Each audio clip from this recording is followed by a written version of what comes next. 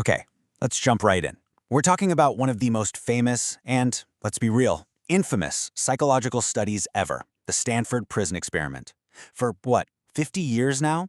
It's been the textbook example of how good people can just turn evil. But what if that whole story, the one we all learned in school, was wrong? All right, so to really get why this whole thing is so controversial now, we have to go back and tell the story everyone thought was true, the official version. It's 1971, and this psychologist, Philip Zimbardo, has a pretty big question. Are prisons brutal because of the people in them, the guards and the prisoners, or is it the prison environment itself that makes people act that way? And this quote, this was the bombshell conclusion that came out of a Stanford University basement. The big idea was that cruelty isn't about who you are. It's about where you are. Just think about that for a second. The idea that your personality, your morals, everything you think makes you, you, could just be erased by a situation? I mean, that's a seriously scary thought, right? And that's exactly why this experiment became a legend. And according to the official story, things went downhill fast. I mean, stunningly fast.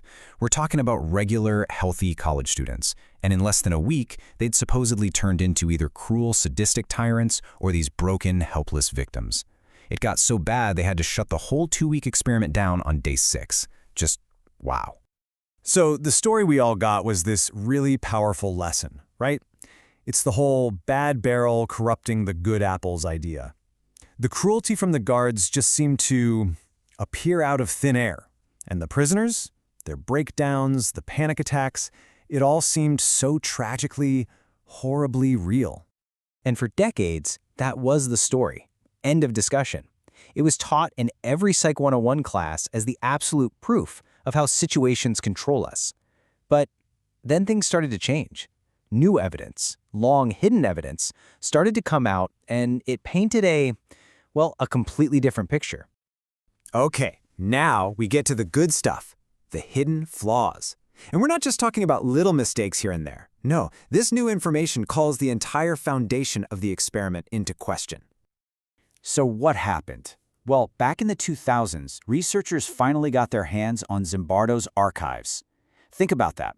For the first time, people could actually listen to the audio tapes from the experiment, read the notes, see all the stuff that never made it into the official reports. And yeah, what they found? It blew the lid off the whole thing. Right. So it turns out the whole thing was kind of built on a house of cards. We're going to deconstruct this legend piece by piece. Let's look at 3 big myths. What the guards were really doing, what was happening with the prisoners, and, this is a big one, the role Zimbardo himself played. Okay, first up, the guards. This is maybe the biggest bombshell. Their sadistic behavior, it wasn't spontaneous. Not at all. The story we were told is that they just naturally became these monsters. The reality? They were told how to act. They were basically given a script. And get this. This quote right here, this wasn't something a guard came up with in the heat of the moment. This was a direct instruction from the researchers to the guards before the experiment even started. That changes everything, doesn't it? This wasn't some natural descent into evil. It was just following orders. And then there's the prisoner's side of the story. You know, the super dramatic emotional breakdowns that were so famous? Well, turns out some of them weren't even real. Yep. Years later, some of the prisoners admitted they were just acting. They figured that if they faked a breakdown, it was their only ticket out of there. This is another part of the story that just got swept under the rug. The official narrative makes it sound like all the guards became monsters, but the actual evidence shows that simply wasn't true. A small minority were aggressive, yeah, but the majority, they were either kind of passive or were actually what they called good guards that do little favors for the prisoners. A pretty important detail to leave out, don't you think? But honestly, this might be the single biggest flaw of them all. The lead researcher, Philip Zimbardo, didn't just watch from the sidelines. No, he made himself a character in the play. He cast himself as the prison superintendent. I mean, you can't be the objective scientist and the guy in charge of the prison. The roles completely conflict. He wasn't just observing what happened, he was actively pushing the experiment toward the result he wanted. Okay, so if the experiment was basically a sham, scientifically speaking, should we just throw it in the trash and forget about it? What's its real legacy? Well, the answer, as you might guess, is a lot more complicated. It's really not black and white.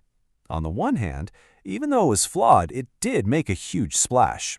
They got people talking about the dangers of unchecked power and, really importantly, about the need for better ethical rules and research. But the flip side is pretty dark. It pushed this idea that we're all just puppets of our situation, which kind of minimizes personal responsibility and can become a just following orders excuse for doing terrible things.